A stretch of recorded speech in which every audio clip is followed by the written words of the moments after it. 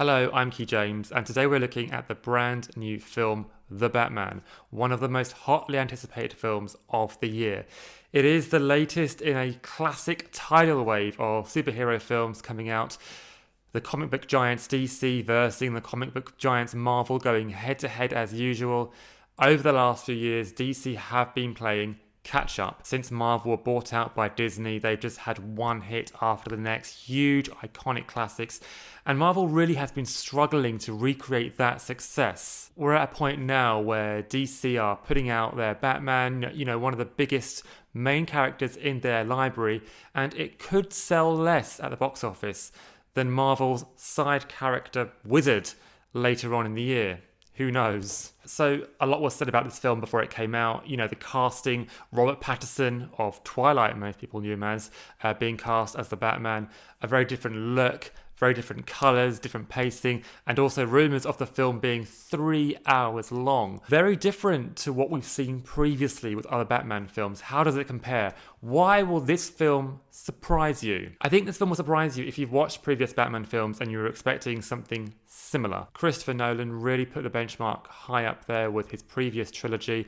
Weird, really explosive, tight, cinematic Hollywood films there, which are still looked back now as excellent Batman films. The Batman is not slick, it's not Hollywood styled, it's gritty, it's dark, it's an immersive experience into a truly dreadful city, Gotham. In fact, if you've read any of the Batman comics, you'll find that watching this film is like reading the graphic novels in real time, page after page.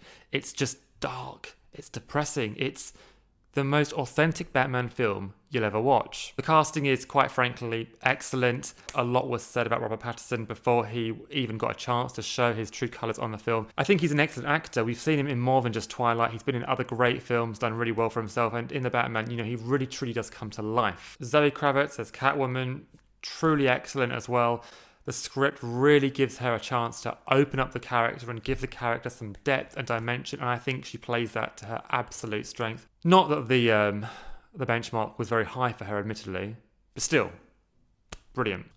Colin Farrell as the Penguin, unrecognisable. I didn't even realise it was him until the credits were rolling. The Riddler, also a fantastic villain, at times channeling almost like Bane from the Christopher Nolan films. The only problem with the Riddler is we don't get much of a chance to see him, even though the film is 3 hours long.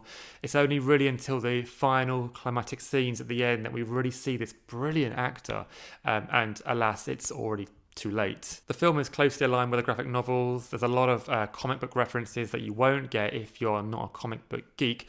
But at the same time, if you're like me, more of a casual viewer, you can really get into it and still enjoy it for what it is.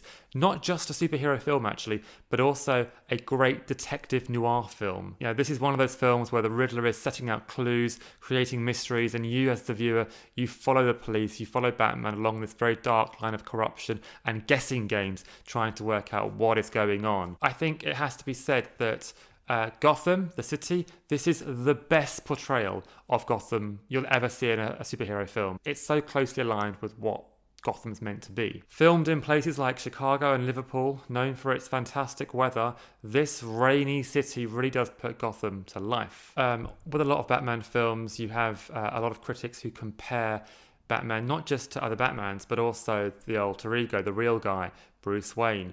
And some actors are better at playing Bruce Wayne and some actors are better playing at Batman. And very few manage to actually combine both the brilliance of Bruce Wayne and Batman together.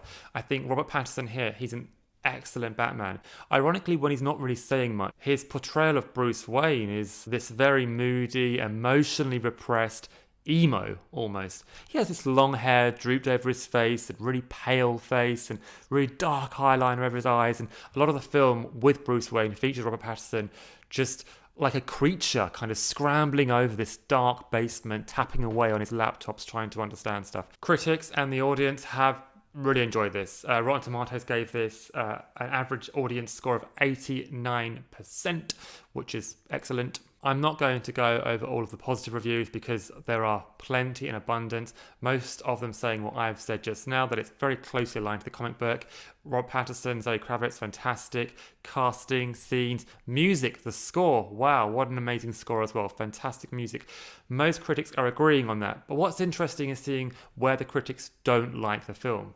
The New Yorker, for example, says the movie's inability to imagine its superheroes and supervillains with any meaningful psychological identity is of a piece with the failure to imagine ordinary people with any degree of individuality. Essentially saying that the film does lack depth, that Robert Pattinson staring at the abyss doesn't really capture the emotion of the characters, which I think I would disagree with. Mark Commode saying that I was pleasantly surprised, but also pointing out that it's not the Nolan movies. And Film Week said, you can call it brooding, I call it irritating.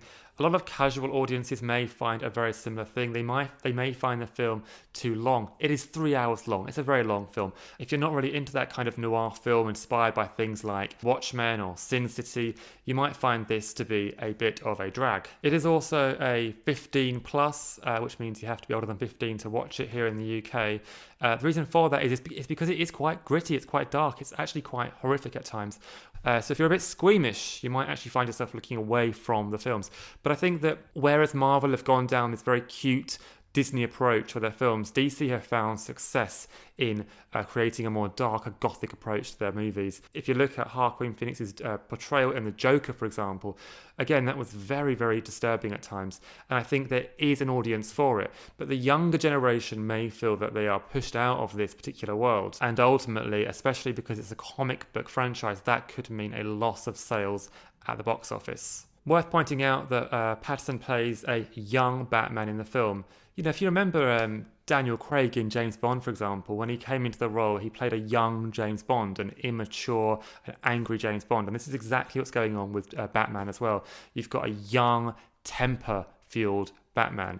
And you see it in the scenes, you know, Batman's getting shot a lot more, he's clumsier, he's tripping over, he's unable to control his emotions. He's young. What's happening here is the director, Matt Reeves, is opening up a brand new world of Batman films. He's going to let you watch the Batman evolve and grow into the Batman that we all know, the older, more cool, suave Batman.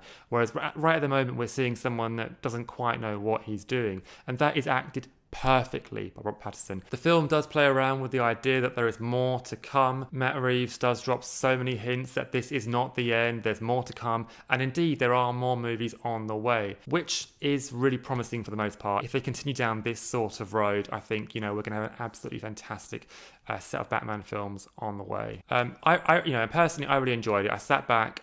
3 hour films are not always my kind of thing, but I found myself sitting back, eyes glued to the screen for most of the film, and I really did enjoy it. It's one of those films where you almost can't look away at times because you're following the plot, you're following the mysteries and the form of the story so much that you don't want to miss anything. And for that reason, the 3 hours do actually go by quite quickly. What did you think of the film? Did you enjoy it? Are you looking forward to watching it if you haven't watched it? Let me know what you think in the comments. It'll be really interesting to know your thoughts. If you want a film that is slick, conventionally Hollywood, and full of fast pacing, then I'd recommend that you go back to the Nolan films and you watch those instead, because they are great. But if you want something more authentic, you want something that's truly more closely aligned with the Batman experience, then The Batman is going to be the perfect piece for you. I think most comic book fans of The Batman will be really surprised with this. It does something that most superhero films are unable to do and replicates the true art of the graphic novels. I'm Key James, thank you for watching and have a great week.